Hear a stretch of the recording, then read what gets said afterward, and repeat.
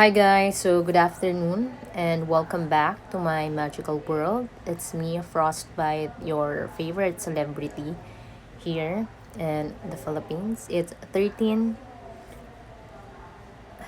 o'clock, tama ba? 13 o'clock and 30 minutes. Tama ba? How do you say that? 13:13 military time. Okay, so it's November 20th, 2024, and I'm really glad that we are still alive at this point of time. And you guys, you are still alive. So congratulations. Kasi we have already over oh, blah, blah. We have already overcome a lot of obstacles and challenges and in life, so this is not the time to give up. You need to have more strength and courage to and perseverance, okay, to pursue your personal goals or collective goals, whatever goal you wanted to achieve, as long as it's for the betterment of yourself or everyone around you. It's gonna be fine. Okay, so um nakakatawa guys kasi pinapasundan ako nila. Like, what the hell? Why do you do this to me, guys? I'm not doing anything naman. Like, why would you do that? It's so funny. I know that I'm a celebrity on YouTube, but in real life, guys, I'm just a normal alien. citizen. Citizen. Bakit? I don't understand why they have to let someone follow me. Anyways, we're on to page 97 and 98 of the book Mastery. Listen up kasi it's time for you to learn. Okay? Again, yung chapter 3 natin, uh, uh, I'm gonna say again, the title is Absorb the Master's Power. So, we have the mentor dynamic. Okay, continue na tayo. So, he followed the book's advice to the letter.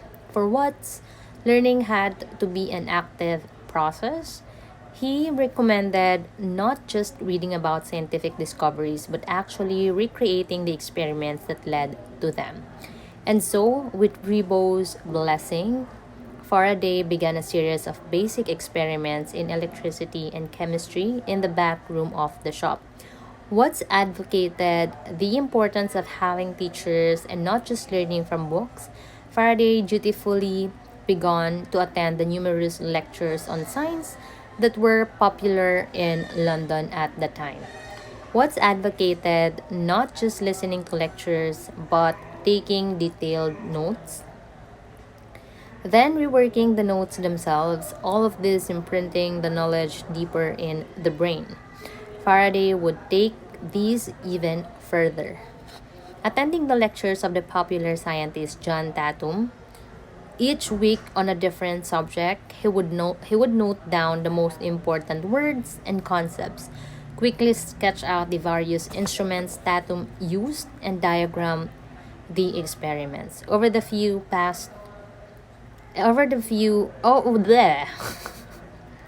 Over the next few days, he would expand the notes into sciences and then into an entire chapter on the subject, elaborately sketched and narrated in the course of a year. This added up to a thick scientific encyclopedia he had created on his own. Amazing, right? Kaya nyo ba yun, guys? So, kami before, when we don't have this kind of technology right now, it's everything is one click away. um I don't know if naabutan nyo, they're selling A to Z encyclopedia sa mga bahay-bahay, and we have one of those. Diba? Mahilig yung mga tao noon sa installment, but I don't know, maybe my mom paid it full. I'm not so sure, guys. So we have that at home. Kita mo, kadaldalan ko na, wala tayo. Wait lang. Saan ba yung ano? Yan. So his knowledge of science had grown by leaps and bounds. His knowledge of science had grown by leaps and bounds and had assumed a kind of an organizational shape modeled on his notes. One day, Monsieur Ribot showed these rather impressive collection of notes to a customer named William Dance, a member of prestigious royal institution, an organization that sought to promote the latest advances in science. Thumbing through Faraday's chapter, Dance was astounded at how clearly and concisely he had summarized complicated topics. He decided to invite the young man to attend a series of lectures by the renowned and recently knighted chemist Humphrey Davy, to be given at the Royal Institution, where Davy was director of the chemistry laboratory. The lectures had been sold out well in advance, and this was a rare privilege for a young man of Faraday's background. But for him, it was much more fateful than that. Davy was the preeminent chemist of his time. He had made numerous discoveries and was advancing the new field of electrochemistry. His experiments with various gases and chemicals were highly dangerous and had led to numerous accidents. These only added to his reputation as a fearless warrior of science. Warrior for science. His lectures were events.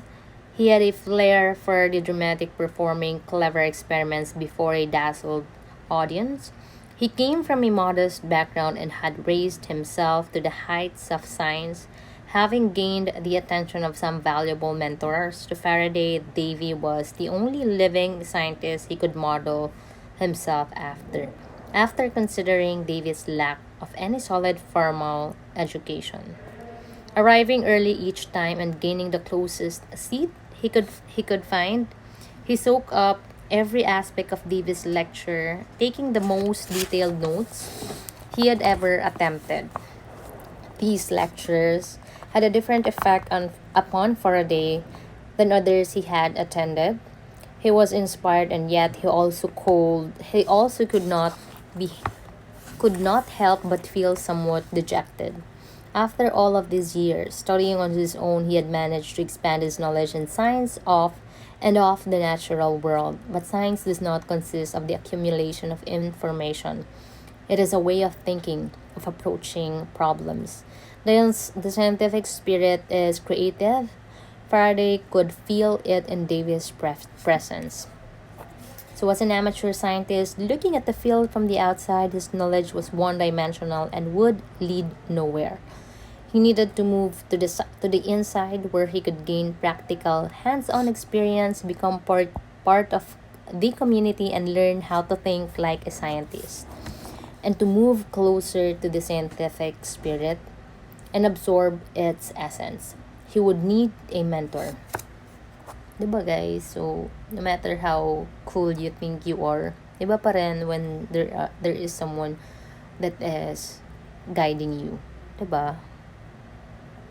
We need guidance. Whether you like it or not, diba? We need a certain, you know,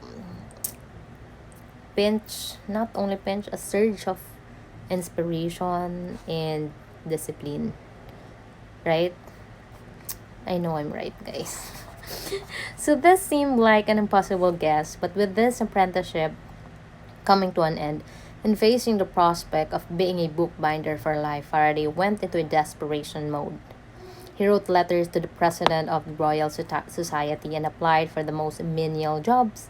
In any kind of laboratory, he was relentless, and yet months went by with no results. Then one day, out of the blue, he received a message from Humphrey Davy's office. The chemist had been blinded by yet another explosion in his laboratory at the Royal Institution, and the condition would last for several days.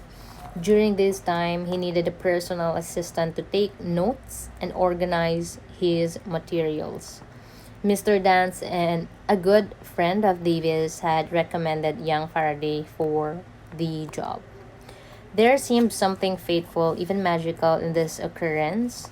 Faraday would have to make the most of it, do whatever he could to impress the great he could to impress the great chemist, awestruck to be in Davis' presence. Faraday listened with utmost intensity to every one of his instructions and did more than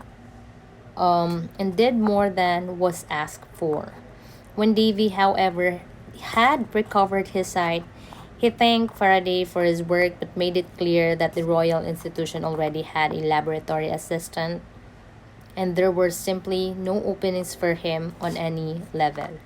Faraday felt despondent, but he was not ready to give up. He would not let this be the end. Only a few days in Davy's presence had revealed so many learning possibilities.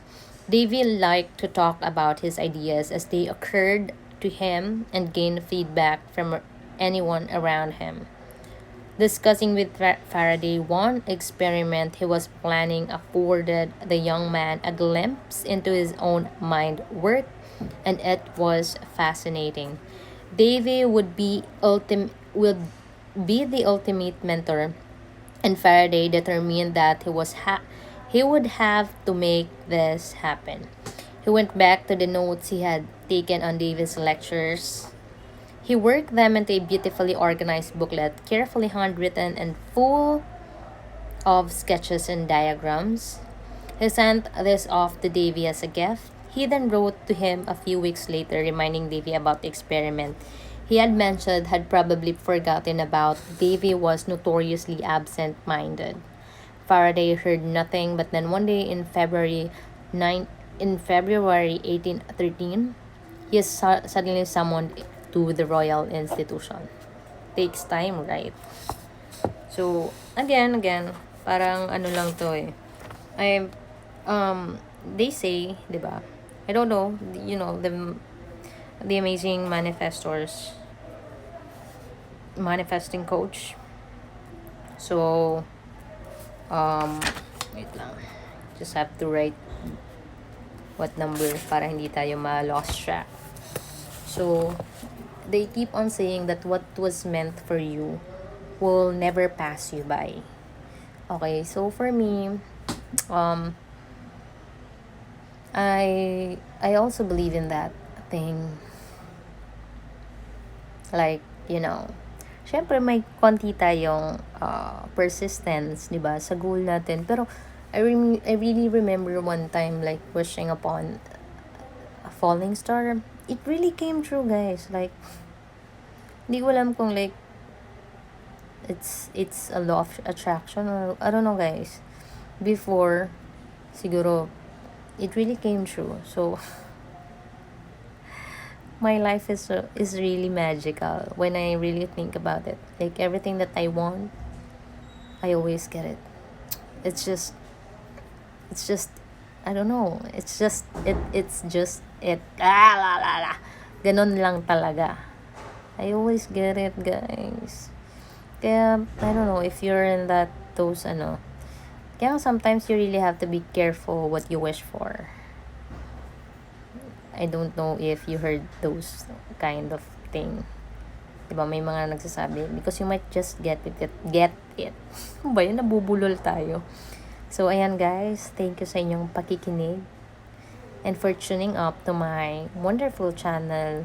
The only thing that you could help me and you could help the people of this planet is by subscribing to my channel and focusing on my session. My session is reading session, inuman session. Joke lang, guys. So, ayan. Thank you for always supporting my channel and thank you for always helping me make this world a better place for all of us and for the future generation. I'm amazed by our growing community and I hope I'm gonna see you all one day somewhere in between our existence. Okay, so ayan, have a wonderful Wednesday. Is it Wednesday? Hi, Wednesday. So, ayan, mag-ingat sa mga masasamang tao. I'll see you again.